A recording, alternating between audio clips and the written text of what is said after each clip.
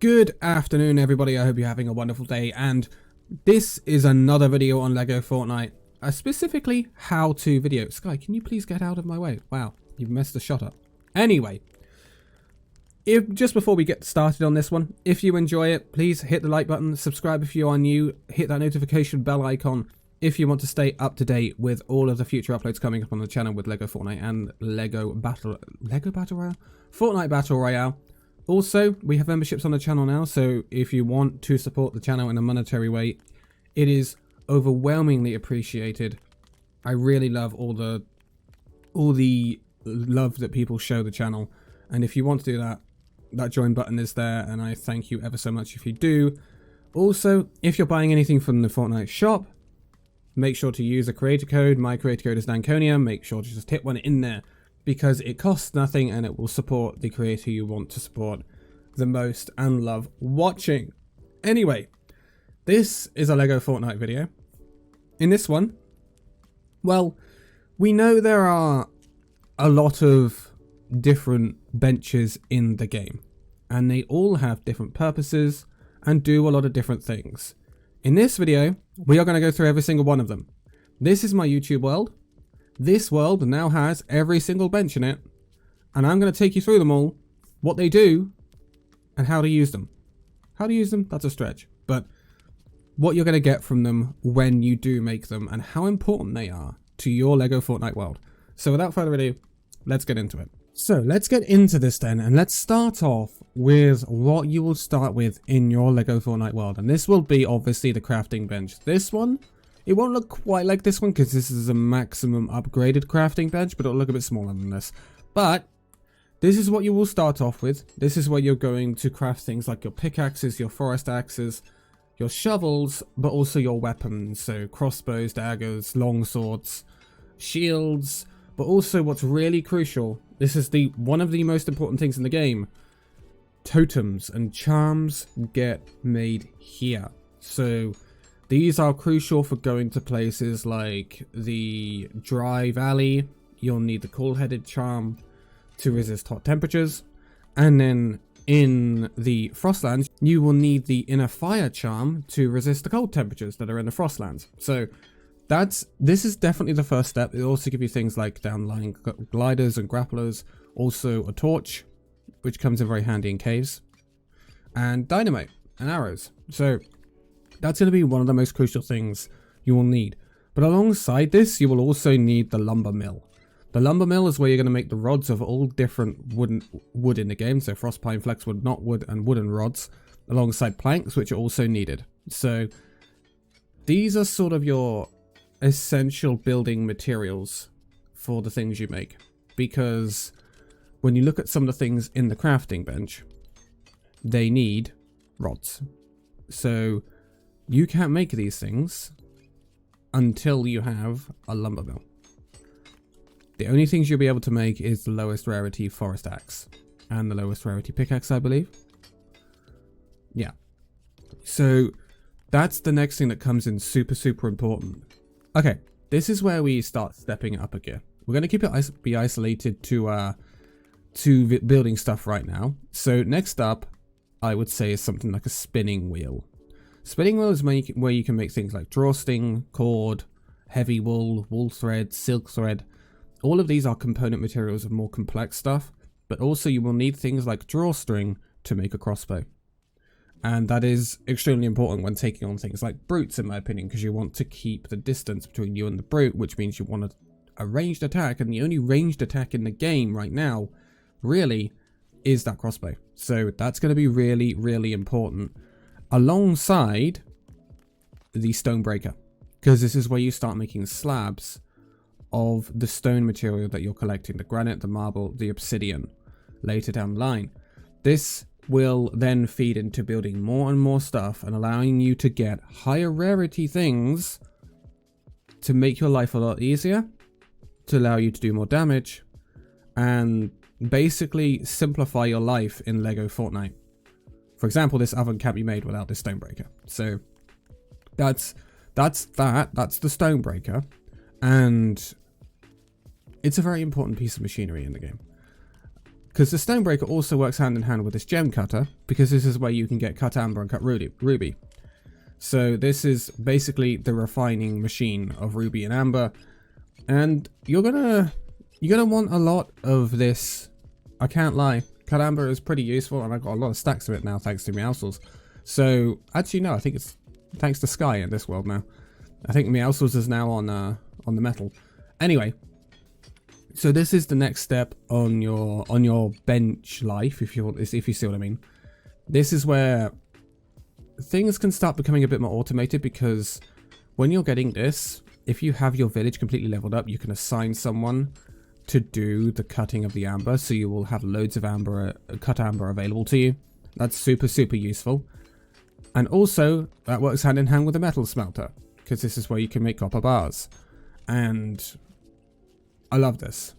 It saves me so much time having Meowscles just working on this metal smelter, making me copper bars. And it gives you an infinite supply of these tools, pretty much. Because you're just getting an infinite supply of copper bars. You don't have to mine it yourself. It is super important and is super time saving. I love this. Then we have the Loom. The Loom, I haven't used a massive amount, but the Loom allows you to make silk fabric and wool fabric from silk thread and wool thread made from the spinning wheel respectively. So the spinning wheel feeds directly into this Loom to make more complex wool fabric and silk fabric. And where is that used? Back at the crafting bench. This is where you'll use it, because this is where it comes in to be used for the glider. The glider is one of the best things in the game. It is so good because it makes exploring so much easier and so much less hassle. I cannot explain how good that is. So that's where that's going to come in, and of course silk and everything, silk fabric is going to be coming in super handy as well.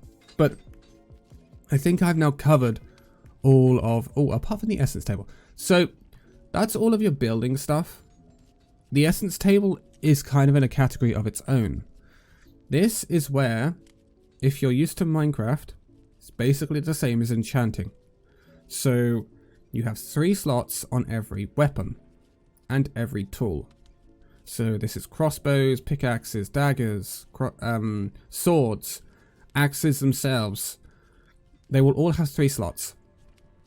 And if I select one of these tools, it will show that you can then choose from damage, durability, or health essences. You can have one of each. You can have multiple of the same ones. And this is basically just you buffing your tools in some way. So the damage buff is literally, the essence of damage is a damage buff. The essence of durability means that the tool will last longer. It will use up its durability slower. And then the essence of health is a nice one, although it's not one that I'm probably going to use, and it increases the chance of creatures and enemies dropping healing items when using weapons and tools. So you're more likely to get the healing back if you've taken damage from fights and duels, stuff like that, which is pretty nice. And when you look at this sword that I have put 2 essences of damage on it and 1 essence of durability to make it last longer, but also make it do more damage. And it one-shots a lot of things in the game, which is pretty cool. And honestly, love it. It's only halfway through as well, and I've had it for a while now. And we'll have to make another one. Hopefully at some point there will be some sort of like anvil or something in the game where you can repair your tools. That is going to be super helpful if Fortnite/Epic at some point go in to do that. So that's the first part of this. But that's not all of the benches available. Now we move on to food benches. And I'm going to put them in their own category because they're very different, but they're equally as important. The first consumable/food bench you're probably going to come across is the grill. This is the most basic of thing, where you can make grilled meat, fried eggs, corn on the cob, spicy burgers. And when your village is of high enough level, you can then assign someone to do stuff on this bench. And basically it gives you an infinite food supply as long as you keep talking to your villagers, which is super nice. We love it. We love an infinite food supply because it cuts our time down, allows us to plow in more time to exploring and stuff like that. So it's super helpful. But this is going to be a pillar of your Lego Fortnite world for a long time, until you start really grinding some obsidian and stuff like that, because we'll come on to another one in a minute. But the next step up is the juicer. Now, the juicer is where you can turn things like snowberries and milk into actual juices. So like slurp juices that you've seen in regular Fortnite Battle Royale if you played it. This stuff obviously will improve your health, will obviously improve your hunger, but also some of these have some unique effects. When you look at them, they will say them here, like the Snowberry Shake will give you 10 minutes resistance to heat, increased resistance to heat. So that's really valuable when going into Dry Valley Caves and stuff like that. The only one that doesn't give you a boost is obviously this slurp juice. It's the most basic slurp juice there.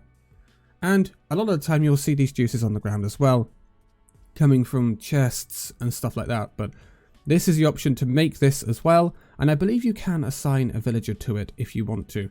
Now, the little outlier on this is the grain mill. Now, the grain mill is not directly going to make you food, but is going to make you what you need for food. So you can put something like peppers into this, you can put wheat grain into this, you can put snowberries into this, and you can put all sorts of different stuff into it.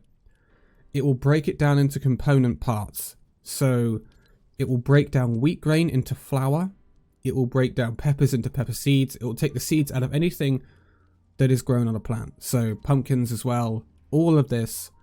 Then you can then use this to plant in your farms. And if you, like me, have Mr. Peely over here or someone working the farm, that's going to feed back into you being able to make flour and have more of those berries available to you.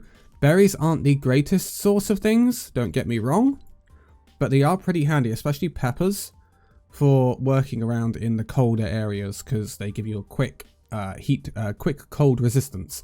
And flour is an essential component for the spicy burger. So the more flour you can get, the more spicy burgers you can have. And they are one of the better foods in the game until you get to our very last bench. The one I pointed out earlier, the oven.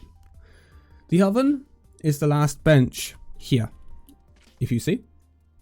And it is quite resource demanding. 35 obsidian slabs is no joke, don't get me wrong. But this is where you're going to make what I would call luxury food. So fruit pies, pizzas, bread, meat pies, pumpkin pies.